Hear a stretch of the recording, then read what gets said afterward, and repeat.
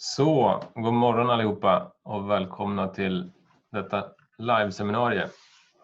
Vi hade tänkt göra det här egentligen fysiskt. Vi brukar göra såna här samlingar några gånger per år. Och hade planerat att göra det här live på Generator på Torsgatan. Det går av naturliga skäl inte. Men det verkar finnas ett behov har vi sett just nu av att få mer information, få data, få veta vad som händer lite grann. På marknaden. Det går väldigt fort. Varje dag har ny information. Och vi ska försöka sortera ut det lite grann. Vi har två fokus idag. Vi kommer ha en paneldebatt till att börja med. Det är jag från Improve, Fedja Porobic, min kollega från Improve också med, Gavin, som jag inte ska försöka uttala efternamn på, från London, och min kollega Maria som sitter i Rom, som har ett litet unikt perspektiv, som har suttit i lockdown egentligen i drygt 3 veckor nu. Så vi kommer få hennes bild av vad som händer där nere. Men jag tänkte att vi kan släppa in panelen. If we say good morning to the panel. Let me see. Good morning, Gavin. Morning, how are you doing? Yeah, I'm fine. How's London this morning? It's nice. It's sunny. I think that's the strangest thing since we've been in lockdown, is the sun has decided to come out. So there you go. You know, you're locked in your house, but it's sunny outside. Yeah. Fedja, what's happening in?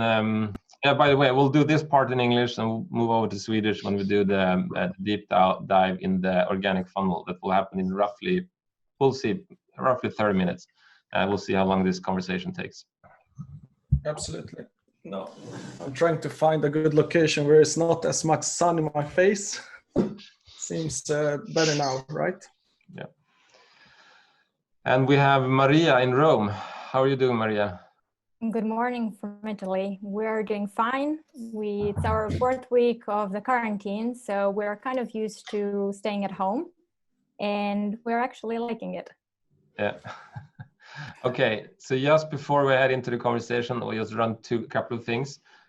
Some of you know who we are, Improve. We do e-commerce, mostly on Magento, Salesforce. We do growth hacking, e-commerce consulting.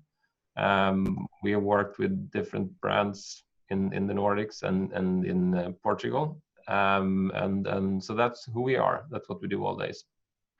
We also have Gavin. Maybe you just wanted to give us a helicopter view of who you are and who you work for. Yeah, sure. So I'm Gavin Laugenie. I'm head of strategy and insight at this company, Dotdigital. I've been in the industry for a pretty long time, you know, like 16 years or so. This is where you guys say I don't look old enough, but I've been around for a long time. At Dotdigital, and Dotdigital are the largest omni-channel automation platform in the UK. And if we move on to the next step, you can see the sort of things that we do. We help our clients in a number of ways. And that first off is to connect with the different platforms that you might have. So an e-commerce platform, you might be using anything from Magento to anything else. CRM platforms, Dynamics has been in the news lately, so it's definitely something that we connect with.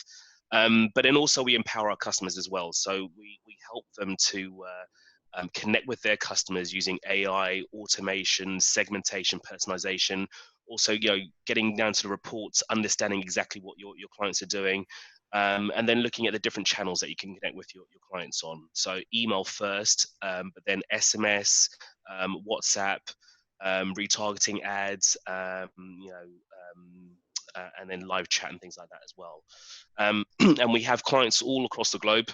So last bit from me on Dotdigital, we have clients all across the globe, 4,000 clients in fact, in a number of different verticals.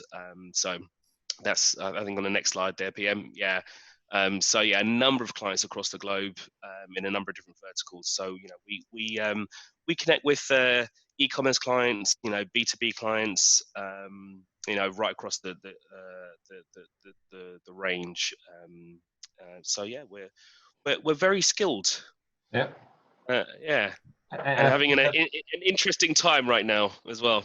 Yeah, and I think that's what we see, that you connect with a lot of different companies through a lot of different industries. I think that's why we want to bring you on today. I think you have an insight that's very interesting. I think you also represent, together with Maria, a more international perspective, because every company in Sweden is selling internationally.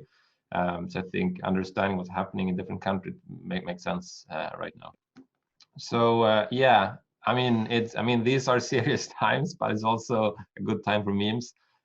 So I read this one this morning on Instagram. I think it's pretty funny, where I'm actually spending a lot of days at the office because nobody's here. And then I think Maria had this where you can adjust and get different perspective on life when you spend more time with your partner. So yeah, smart working is a new thing in Italy, so we are adjusting. Yeah. So if we start with you, Maria, I think you have had this weird experience a couple of weeks longer than the rest of us. Where do you live, and how is your living situation, and how does everything here affect your everyday life?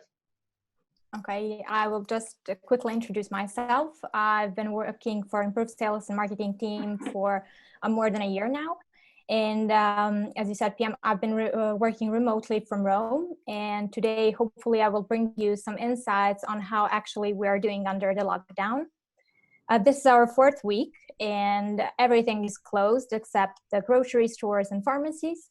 So we're not allowed to go out or even for jogging. So we are staying at home.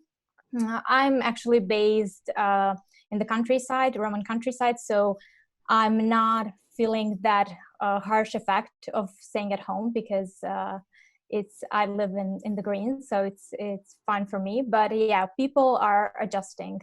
Definitely, they're adjusting to the new lifestyle. So what is it that's changing? I mean, how is there a difference between e-commerce before and after the lockdown, and how? Yeah, definitely. What is, to be honest, it is fascinating how the whole country changed over the past 3 weeks. Like Italy has 60 million citizens, and they have to change their everyday habits, like from today to tomorrow.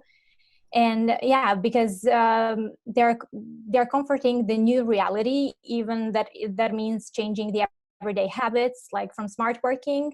Smart working is not a really thing in Italy, so it's pretty new, and everybody was kind of worried how that will actually work. But in the last 3 weeks, we are seeing it that it can work. Also, our children are frequenting school online, so there is a new habit also there. And we're also buying groceries online, which is something that is not that regular in Italy. So yeah, there was a definitely change in e-commerce after Corona outbreak, because it affected the economy heavily, but also brought this fast forward digitalization that will definitely change the way of working in the future. What have companies done to just scrambling? Do you see get online? Do you see more companies getting online, or is it just a few winners? What do you see what's happening? No, actually. Yeah, actually, because we are under forced quarantine, so people are forced to stay at home, and our consumption is also changing. In February, there was an increase of 80% in online sales, which was the major part of this was in groceries, so like food selling online. But people didn't expect this. In February, the beginning of February, we didn't expect that Corona will actually come to Italy. And people were like at the end of February, e-commerce companies found themselves like they faced orders like it was a Black Friday. So they didn't know how to cope with all the demand. And yeah, we are seeing a rise in e-commerce. Like everybody is trying to get online. Why is that? Because direct online sales are not possible anymore. Stores are closed. So even the companies that didn't have e-commerce before, they're trying to get an e-commerce website right now. But how are they doing that in like 2, 3, 4 weeks? Is it by phone or what are they doing? Well, actually, the state has this Innovate for Italy, a digital solidarity campaign, which helps the small and medium companies get online faster. So they are giving free services to kind of build a website overnight, get the e-commerce, get the products selling, and everybody is doing different ways. Like if they're using a website, but also they are doing sales via phone or via WhatsApp. So there are different channels that people are using to connect with their customers right now. If we head over to you, Gavin, I think you see. I think your mind is more towards what the people that were already online are doing differently. And are you starting to see any sort of change in patterns or behavior that stands out to you? Well, I mean, we've seen that we've had a massive rise in terms of volume in sending. You know, we've seen almost double the amount that we usually see around this sort of time. People sending out messages, which you know, you can understand. People want to notify their customers of what's going on from them, if anything's changing necessarily. It's kind of this thing, you know, if you're out of sight, you're out of mind. So if you're not speaking to people, you know, they're going to forget that you're there. So you've got to continuously send messages to remind people that you're about. So we are seeing that volume change. And there's changing things all the time. So I think it was really interesting, Maria saying, you know, that people in Italy are sort of adjusting to this new thing. And that's the kind of the situation we're all in. This is the new norm now. And the new norm might be, you know, a week, it might be 2 weeks, it might be 2 months, it might be 3 months, you know. So we're all sort of adjusting. And the best thing you can do really is sort of understand your customers now. And there's a load of tools that, I mean, we even have in our platform, but there's a load of tools that are available to people to help you understand what that new norm is. You know, start looking at your reporting more. So are people opening more emails? It might mean that, you know, there's more people at home now who probably have a little bit more time on their hands if they're not in the office still working from home. So they may be opening emails more. They may be dwelling on those emails a little bit more, clicking on more links, spending more time on websites. So this is down to you to use the tools that you have around you to understand where these people are. And if you've had personas beforehand, you know, breaking people into different groupings, those groupings are probably changing now. So it's really down to you to kind of understand what those groupings are. Keep an eye on the devices that people are using as well. Maria mentioned, you know, using WhatsApp and other channels. It may be the time to start branching out on other channels. We know people, you know, open SMS sort of instantly.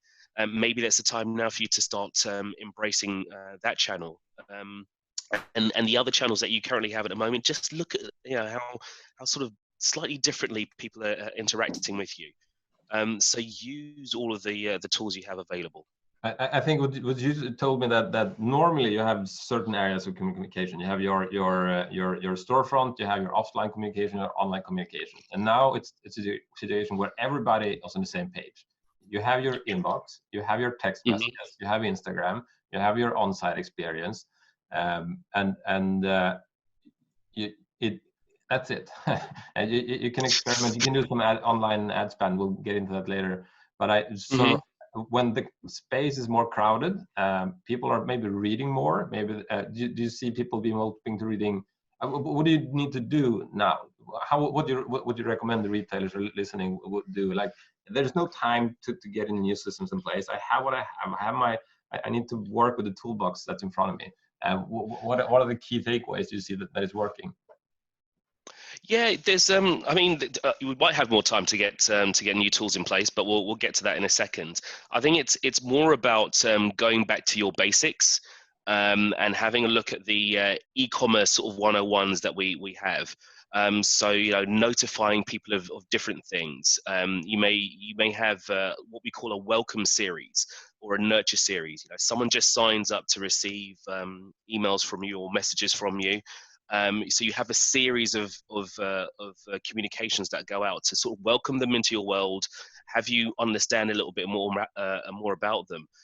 But you know, you might want to tweak that message slightly now, sort of take more time to understand exactly what situation they're in. You know, are you still working from home? Are you just, you know, stuck at home? You can't work at all. In which case, maybe you're reading a little bit more. Maybe it's down to moving away from such a salesy sort of focus and working more on branding sort of communications. And that would mean then you need to work on more sort of content. Do you have a content team? Well, actually, you're going to have a content team. Everyone can put content together. So work with those guys to understand, you know, what could be interesting information, not just about COVID. I mean, this is probably the other thing as well. I think people need a bit of light relief. You know, you showed a couple of memes at the beginning. I think people need that sort of break. So if you've got different content that people can follow, then have that. If you've got a cause that behind your business, I mean, I'm a massive fan of Patagonia.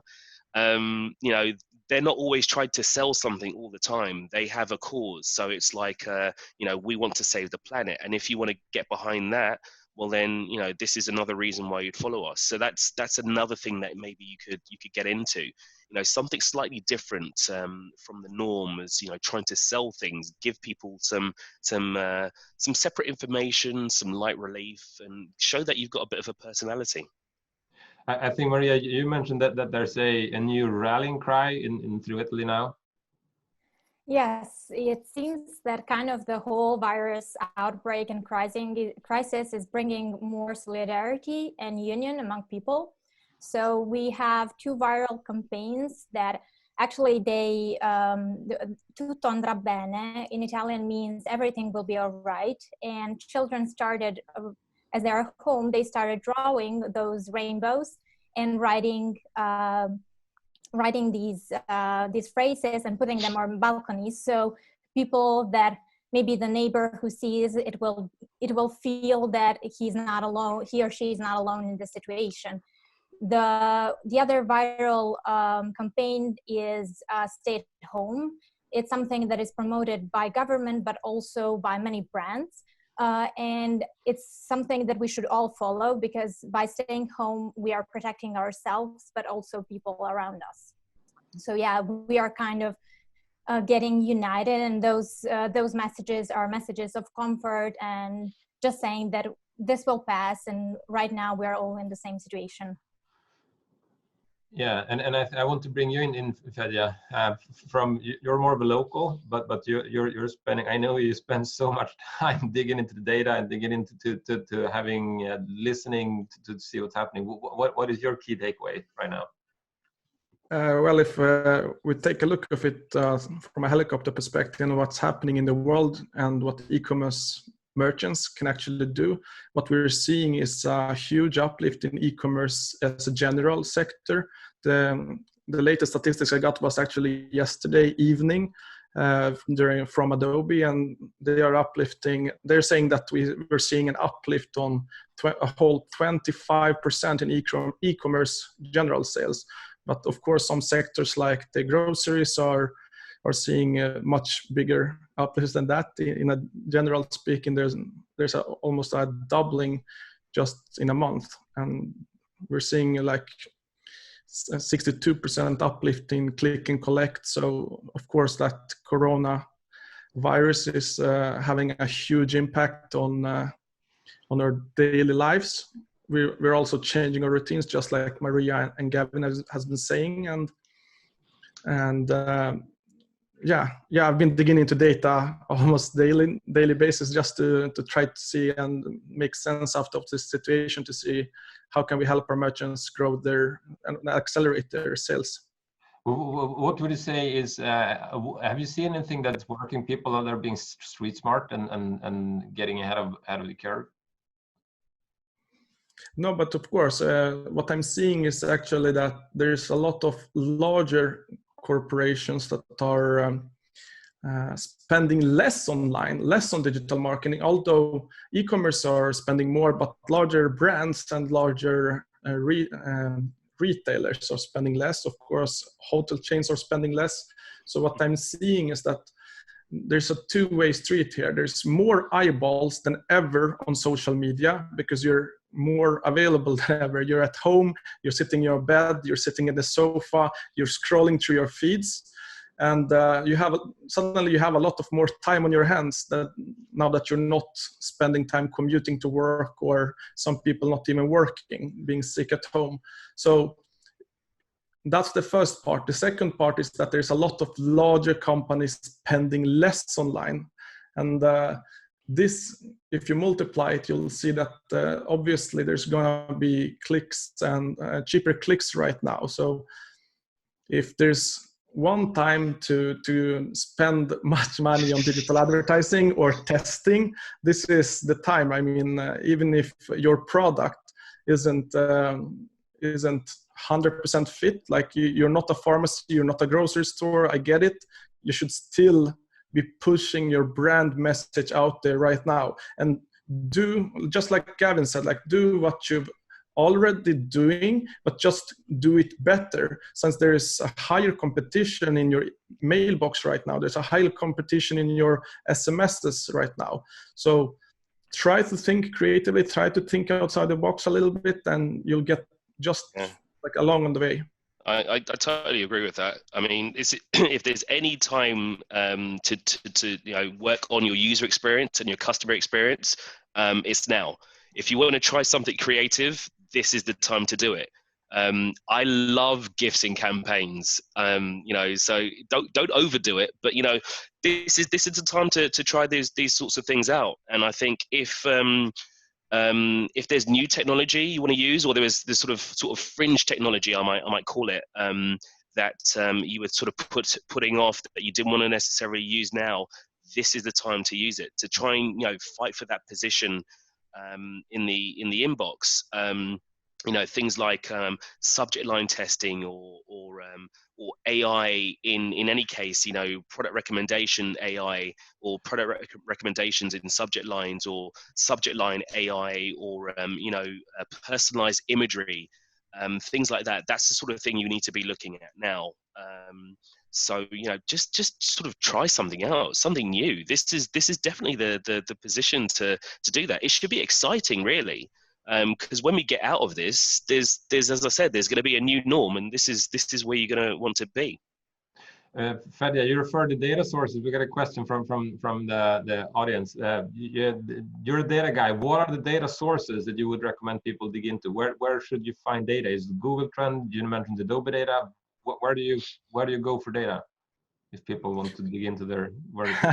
So there's a lot of data. The first data that we got is obviously from China and Asia. So we got the first data that I would recommend is Hong Kong's governmental data, where they measure impact of and growth of different sectors and verticals, as well as e-commerce as a whole. So that's the data that's they have most data from the corona situation, right? Europe is a little bit behind, and US is even further behind. So just looking at the US data, we'll get just a few weeks, maybe just 2 weeks of effects, or 3 weeks on what's happening. But looking at the data in Hong Kong, you'll see 3 months of effects. That's way better. So that's the data I would recommend. Of course, then there's all of these the major suspects like Statista and Economic Index that I would recommend. I also think you've also got, I would say, in terms of data as well, you've also got, as I was saying, you've got the platforms that you use too. So these are bits of information, sort of possible economic data or regional bits of data, but you've also got your own data. So you can look towards the platforms that you currently use, things like your Google Analytics, obviously, your engagement platforms like ourselves. Look at different open rates, how those things are changing. That can steer your sort of new communications. look for the engagement on websites. We can, we've got things like web tracking. So if you can see people moving around the websites, if they're spending more time on the website, if they're looking at more products, those are the tools that you currently have. Things haven't changed. You just got to use them in a slightly different way, or use them more now. Yeah, I think this is a great blog post from Neil Patel. It's a very data-driven blog post. I recommend we can send this one out afterwards. I think this is a good data source. It references a lot of good data points that you can get into. And I think you told me, Maria, that in Italy you're starting to see brands extending the return periods, for instance. Yes, I can also add to what Gavin and Fedja said, that right now we are seeing so many brands using also social media. Even the companies that were maybe not on Instagram, they are using it lately in a heavy way. So they're trying to get to their customers and just promote their products. And I've been seeing also like smaller companies that also don't have right now the e-commerce website. They are using social media and Facebook ads to promote and say, okay, we are delivering. You can buy our products. The shipping is free because now everybody is doing free shipping. You can just call us and we will deliver everything you need. So yes, they have been, there were some changes regarding also returns. Because in Italy, they are from 14 days to 30 days. Now they're up to 3 months. So everything is a little bit expanded, and companies are trying to adjust everything, like the whole strategy to the situation we're in. Yeah, and I think that's a great point. And if there's a few takeaways I had from this conversation and previously. I think what you say, that everybody's scrambling to get online, and I think that's natural. But also, I mean, your window of communication is now more narrow, right? You're down to like 40% of your tool. The toolbox is smaller, and everybody is on the same page. Everybody has the same tools available. I think you told me that, Gavin, what we see, that you need to raise your bar for creativity, and probably a good time to send more emails. And I think Fedja had a great observation. People are not commuting to and from work anymore, at least not to the same extent. People are reading the emails earlier, probably on a laptop. They're spending more time. So I think maybe this is time, as you said, Gavin, to double the email revenue, raise the bar in quality, and use GIFs, use whatever, but you need to capture the imagination, because the competition is bigger now. And from my perspective, I had data insights to a lot of our clients, of course. We have some of them breaking the highest, they're breaking the highest Black Friday sales numbers these weeks. So that's, but others are suffering. But we also see that, I talked to a guy, like one of our clients, he said, listen, if you would put me in a coma 3 months ago, I wake up today, I go into Google Analytics, I look, yeah, things are going fine. That's what I'm seeing when I'm looking at the data. But then if I would look at the retail data, it's like a black hole. So I think that we don't see you're not going to be given a free Corona bump for e-commerce unless you seize the opportunity. I think that's my takeaway. What would you say to that, Gavin? I was going to say, it is coming back to the basics again. Looking at things that you probably weren't doing before, and it's kind of timely. We release a document pretty much every year on the state of e-commerce and how things are going, and we take 100 brands and we sort of analyze all of them. We buy something from each of them and we analyze what they do along the way with different communications, how they connect with us. Are they using our data to connect with us in slightly different ways? That document's called Hitting the Mark. And I think it's actually well timed for this coming out, because any retail brand, if you want to see what's working and what isn't working for e-commerce, then have a look at that guide, because it will break down certain things that you should and shouldn't be doing. And especially now, as I said, you want to go back to basics and look at e-commerce 101. This guide will really break down exactly what brands were doing that were working, and these are the sorts of things that we need to be sort of taking advantage of right now. So later on, I can send a link out to everyone who's listening in to sort of download this guide. But I think it'll be really, really sort of interesting to kind of adopt those tactics that we've seen that brands are already using that were working really well. And I'm pretty sure that that right now these sort of tactics will work even better. You just have to raise the bar. And I think that's the boring answer, that you probably already have the tools in place. If you don't, you need to get them. But I think it's don't be afraid to raise the volume. People, I saw another funny meme yesterday where someone wrote, everybody's stuck at home with their phone and laptop. So if you're texting them and they don't answer back, it's because they don't want to. Because Exactly. everybody's reading your message. But that's also true for you as a brand. Like you're a retailer, people are reading your emails now because people are stuck in their mailbox. And I think there's a couple of, I wanted to bring in an example that from one of our clients, Très Bien. They said they just opened a store in London a couple of weeks ago. The timing was horrible. But I think this is great. They're setting up virtual store visits. Now from every day between noon and 4 p.m., you can do a virtual shopping. They can try on clothes. It's amazing. You should check this one out, but only if you're buying, because you need to buy from there. But it's I think but it's a great way this is a great way of being street smart, getting seizing the opportunity, and I think more people should do this. As you mentioned, Maria, that the Douglas is a brand in Italy. They're selling perfume, right? Yes, it's a makeup and beauty company.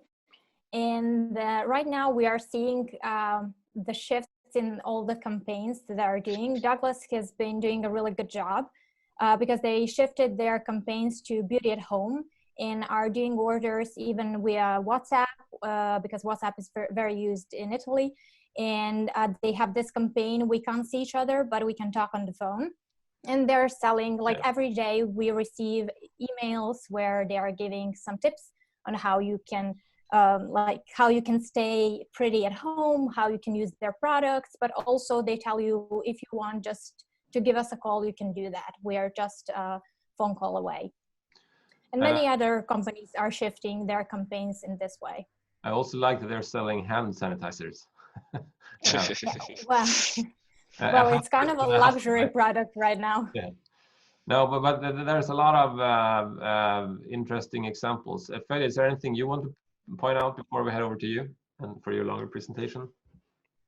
An example. Well, there's so much to really talk about when we're discussing about the opportunities that we have here, and of course it's a sad time for many, and a lot of people are getting sick. But if there's I just want to can't stress this enough, if there's one time to start A/B testing, start testing stuff, it should be now. It's never been a better opportunity, and you might not see one in your lifetime, because things that you do now can have huge impact on your stores for a decade to come. I mean, I really can't stress this enough. I hope I'm getting it through here. So start experimenting and do that on higher velocity. And I think that a few takeaways. I think be creative. If you can extend return times, do that. Send more emails, A/B test those emails, raise the creativity bar. Try to figure out how you, my local hairdresser, they're setting up a hairdresser van outside the hospital because they don't have any clients, but they need to do something. So they're giving haircuts away and I think that, to your point, Gavin, that this is maybe an opportunity for brand marketing. That's not what everybody wants to hear, but I think this is that is a message that can get through. So when this is over, you're better positioned. I think my assessment for what I'm seeing, that the transformation, the digital transformation that's been running slowly, it got a bump. This is what's happening. It's 1 year is happening in 3 months, essentially. I think when things go back to normal, it will be a new normal, as you pointed out, Gavin. It will not be as before. And the new normal, I think, we'll have probably more online shopping in Italy in August or August next year than we would have had otherwise. I think it's just accelerating, and I think that the boring answer is dig into the data. We'll send out some data points that we can share with you guys. Your guide, Gavin, is very useful. But the thing that bugs me, that I see in my data, the most successful companies we work with, they can double in revenue or 50% increase but the share of new users is not expanding. So people seem to be shopping more online. But it's just, the same people. It's not hoarding. That's what the first thing we thought, that people are hoarding, but it doesn't really happen. We see essentially the same behavior as before, but in higher volume. So I think that's also the world is not completely changing. It's probably the same audience that you're communicating with, and I think act over all the channels and do what you can, because as Fedja said, this is a life. I mean, you can see it as a crisis of a lifetime, but also an opportunity of a lifetime. I think when we get through this, because we will, you will see. I think the market shares of the future are being redistributed right now. That's my deep. Yeah, that's where I'm at. I don't know how the pieces will fall, but they will. And PM, about setting a new normal, I think what you're saying here is really true. What we're seeing is an online shift, especially for groceries. I mean, groceries have been lagging behind on e-commerce sales for years. We've seen a fraction of people shopping their groceries online.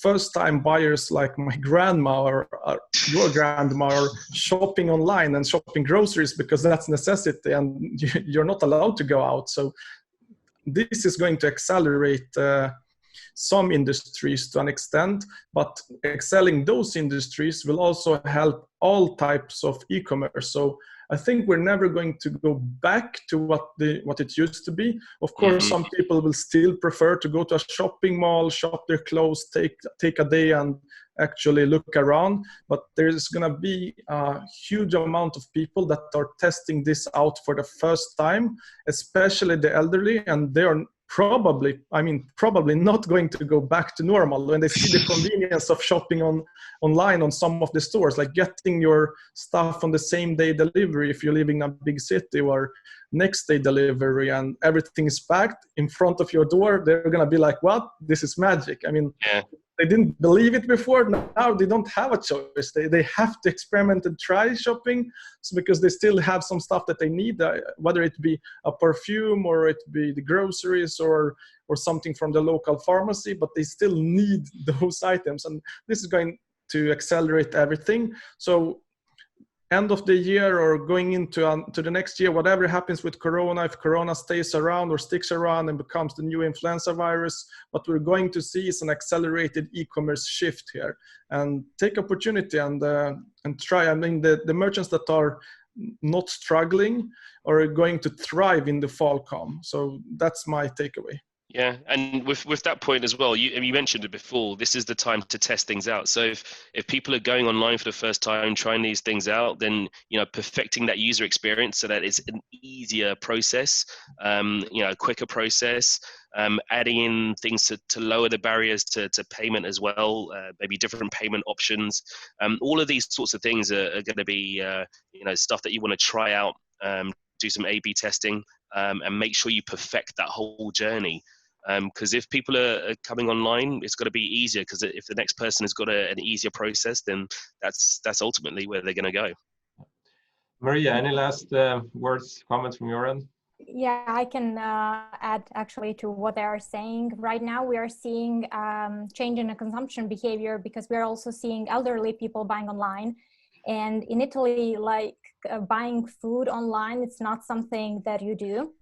Because even if we had before Corona, a lot of big supermarkets, they had e-commerce, but I don't think people used it a lot, because Italians are more, they like to see what they're buying.